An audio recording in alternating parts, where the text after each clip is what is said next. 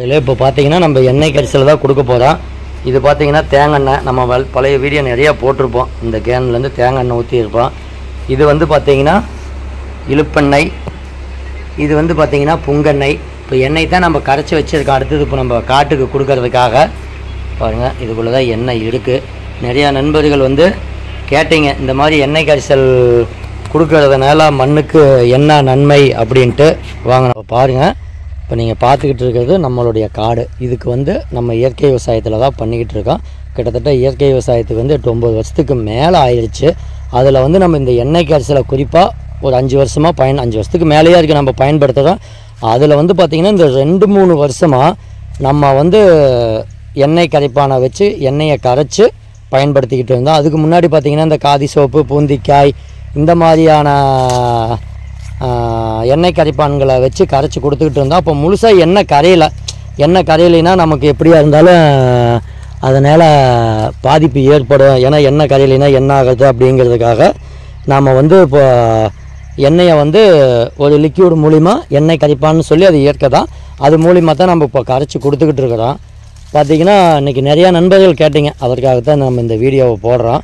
இப்போ பாருங்கள், இந்த பூவெல்லாம் எப்படி இருக்குதுன்னு பாருங்கள், எவ்வளோ அரும்பு இருக்குது, எப்படி எத்தனை பேர் பூ பறிக்கிறாங்க, இந்த அளவுக்கு அரும்பு கட்டுமா நினச்சி பாருங்கள். இது எல்லாமே நம்ம எண்ணெய் கரிசல், அதாவது எண்ணெய் கரிசல் மட்டுமேனு சொல்ல முடியாது. நான் வந்து பார்த்திங்கன்னா இயற்கை விவசாயம் செய்கிறேன். அதில் மீனமிலம், நம்ம சாணப்பாசி கரிசல், இந்த மாதிரி சாணப்பாசி கரிசலை வச்சு செய்யக்கூடிய அனைத்து இடுபொருளும் நம்ம லோகு இயற்கை விவசாயங்கிற யூடியூப் சேனலில் போட்டிருப்போம். அதில் பார்த்துருப்பீங்க. அது எல்லாமே நம்ம செஞ்சுக்கிட்டு இருக்கோம். ஆனால் இப்போ வந்து பார்த்திங்கன்னா இந்த அளவுக்கு அரும்பு எடுக்கிறதுக்கு நம்ம இப்போ ஒரு 5-6 வீடியோ நம்ம போட்டிருப்போம். பக்கமாக பார்த்தீங்கன்னா நம்ம எண்ணெய் கரிசலை எப்படி கரைக்கிறோம், எப்படி ட்ரிப்பில் கொடுக்குறோம், அந்த ட்ரிப்பில் கொடுக்கறது மறுபடியும் வந்து ட்ரிப்பில் காட்டுக்குள்ளே வரையில் எந்த அளவுக்கு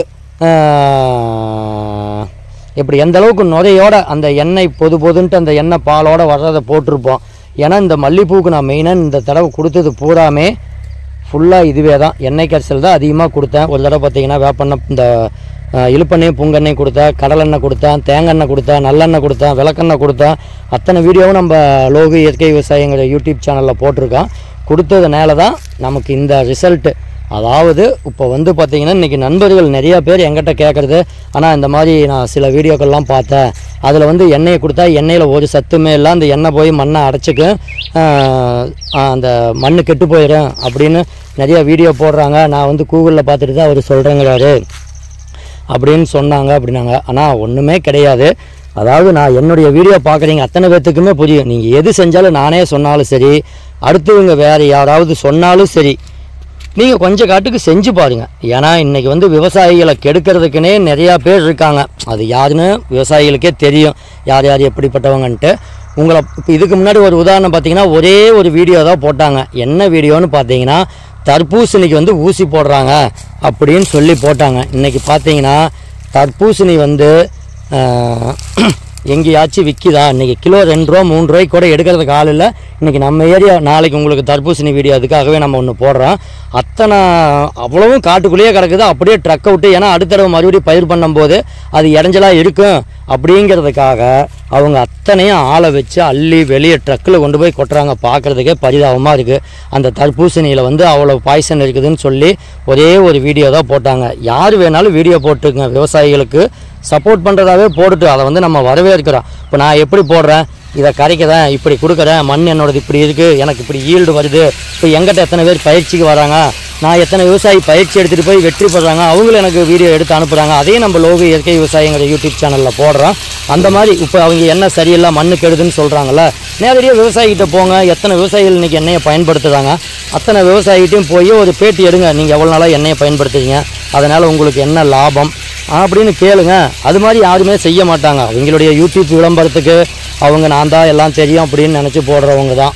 ஏன்னா யாரையும் வந்து நம்ம குறை சொல்லக்கூடாது. நமக்கு என்ன தேவையோ அதில் நல்ல விஷயங்கள் எடுத்துகிட்டு கெட்ட விஷயங்களை விட்டுணும். நான் வந்து அடுத்தவங்களை இன்றைக்கி கம்பேர் பண்ணுறதே கிடையாது. இன்றைக்கி நிறையா விவசாயிகள் அது எனக்கு ஷேரே பண்ணாங்க வீடியோவை. இருந்தாலும் நிறையா விவசாயிகள் ஃபோன் பண்ணினதுனால அவங்களுக்கு ஒரு புரிதல் வேணும். ஏன்னா இன்றைக்கி எண்ணெய் அப்படிங்கிறத வந்து கெடுதல் அப்படின்னு நினைக்கிறாங்க. நீங்களே யூடியூப்பில் போய் கூகுளில் போய் சர்ச் பண்ணி பாருங்கள். எண்ணெய் கரைசலை விவசாயத்திற்கு பயன்படுத்தும் போது கிடைக்கக்கூடிய நன்மைகள் அப்படின்னு போடுங்க. அதில் வந்து அதுலேயே வருது இயற்கை விவசாயத்துக்கு வந்து எண்ணெயை பயன்படுத்தலாம். மண் அதில் எல்லாம் என்னென்ன சத்து இருக்குது, எத்தனை பர்சன்டேஜ் இருக்குது, அதில் பூச்சி இருக்கக்கூடிய சக்தி என்ன இருக்குது அப்படிங்கிறது வருது. அதனால் வந்து விவசாயிகள் யாரும் இந்த மாதிரி தவறான வீடியோ போட்டால் பயப்பட வேண்டாம்.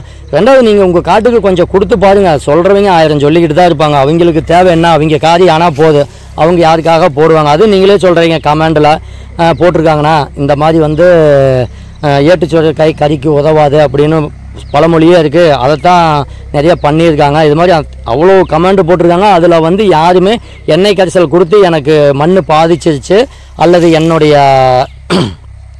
செடி பாதிச்சிருச்சு எனக்கு ரிசல்ட் வரல அப்படின்னு யாருமே போடலனா 2-3 பேர் அவங்களுக்கு சாதகமாக சொல்லியிருக்காரு. அதுலேயும் மெயினாக ஒருத்தர் வந்து இனிமேல் இன்னொருத்தர் இந்த எண்ணெய் கரிப்பானை பற்றி ஒருத்தர் சொல்லிக்கிட்டு இருக்காரு கோயில்பட்டியில். அவரும் லோகு 2 பேர்த்துக்கிட்டே யாரும் போக மாட்டாங்க. நான் எண்ணெய் கரிசல் வீடியோ தான் போட்டால் செய்யுங்கன்னு. நான் விவசாயிகளுக்கு பயிற்சி கொடுக்கறது அத்தனையுமே இயற்கை விவசாயத்தினால என்ன நன்மை, மண்ணை எப்படி மாற்றணும், செலவில்லாமல் எப்படி விவசாயம் செய்யணும், என்னுடைய வீடியோவில் பாருங்கள். மற்றவங்க கூட 10 லிட்டர் 5 லிட்டர்னு சொல்கிறாங்க. நம்ம ஒரு ஏக்கருக்கு சின்ன பயிராக இருந்ததுன்னா 2 லிட்டர் கொடுங்க. அதே பெரிய பயிராக இருந்துச்சுன்னா 4 லிட்டர் கொடுங்க. அதுவும் பயிரோடைய வளர்ச்சிக்கு தகுந்த மாதிரி ரிசல்ட் வர நம்ம சாணப்பாசி கரிசலை பயன்படுத்திக்கிங்க. ஏன்னா நமக்கு எப்போ மகசூல் தேவை அதிகம் அப்படிங்கிற பட்சத்தில் நம்ம எண்ணெயை சேர்த்து கொடுக்கும்போது நமக்கு அந்த ரிசல்ட் வந்துடும்.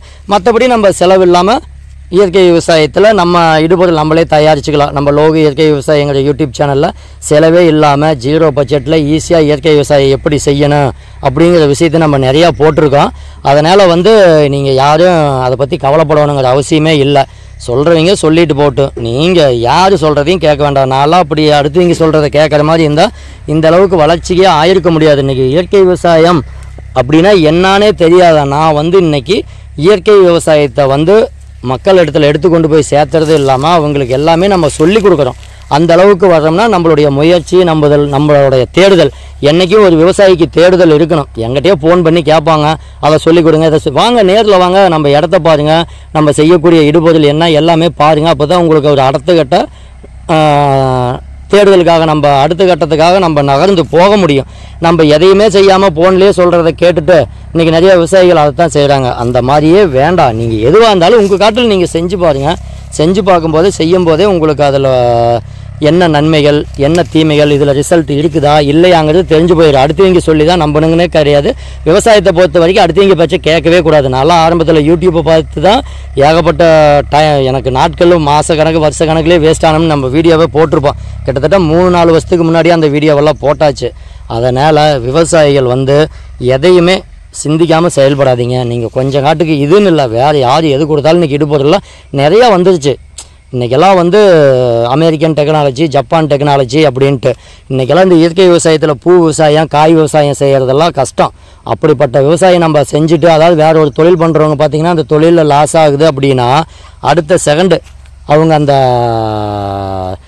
தொழில் விட்டு அடுத்த தொழிலுக்கு போயிடுவாங்க. ஆனால் விவசாயி அப்படிங்கிறீங்க ஒரு உற்பத்தியாளர், கடவுளுக்கு சமமானவங்க.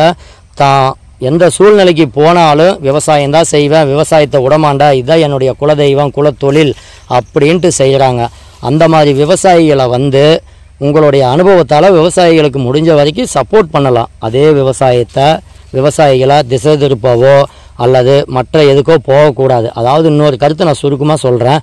இப்போ வந்து விவசாயிகளை காப்பாற்றணும்னு நினைக்கிறாங்க எல்லாருமே. நானும் அப்படித்தான், எல்லாரும் அப்படித்தான்.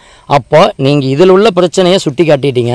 இன்றைக்கி தமிழ்நாடு கவர்மெண்டால் தடை செய்யப்பட்ட எத்தனை மருந்துகள் அது இல்லாமல் போலி மருந்து கடையில் விற்கப்படுது. விவசாயிகள் அதை பயன்படுத்துகிறாங்க. அப்படி பயன்படுத்துறதுனால விவசாயிகளுக்கு என்ன தீமை நடக்கும் என்ன நன்மை நடக்கும், அதே மாதிரி மண்ணுக்கு போடும்போது மண்ணிலேயும் என்ன நடக்கும் என்ன தீமை நடக்கும் அப்படிங்கிறத ஒரு புரிதல் போட்டாங்கன்னா சௌரியமாக இருக்குது. அது மாதிரி வீடியோ யாரும் போடவே மாட்டேங்கிறாங்க.